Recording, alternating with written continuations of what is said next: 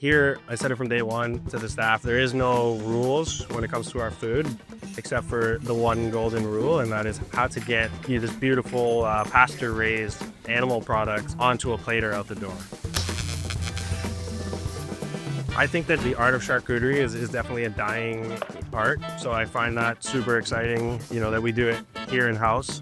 Not a lot of restaurants or not a lot of butcher shops take on that challenge.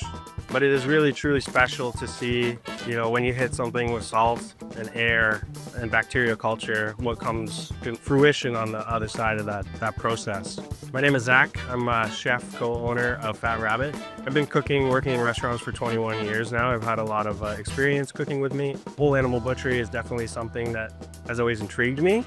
So when I had the opportunity to open my own place, it was definitely a huge focal point of the concept.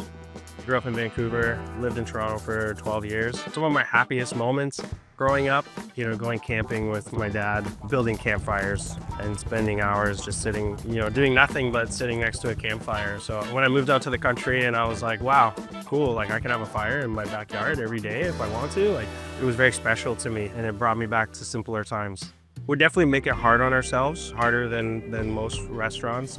Here at the restaurant, we operate at a zero waste butchery program. We are committed to making sure that every part of that animal ends up on the plate. It is a challenge because everybody comes in here and they want a rib steak or they want a porterhouse or a T-bone, and those are delicious, but every part of the animal has to go.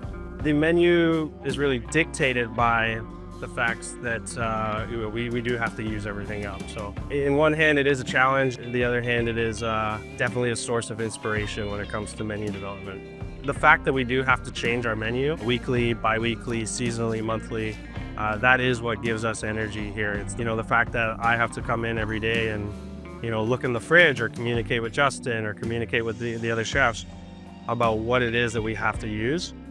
That is what gives me energy, and that is my inspiration.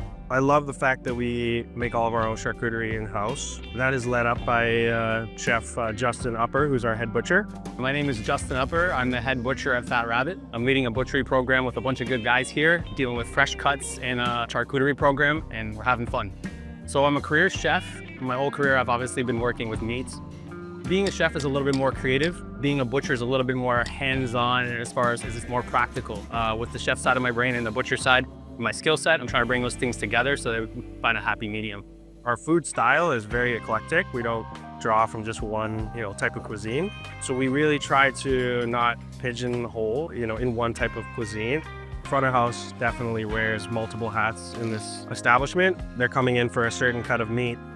Because we are working with whole animals, we may not have that certain cut of meat. So, hey, why don't you try this Denver steak? That's really super special, and you only get a handful from each animal. Are almost forcing the guests to try different cuts of meats. There's always something new happening. There's always new charcuterie hitting the case. The cuts of steak are sometimes different than what you typically see at a steakhouse or a butcher shop. So it's just learning something new every day.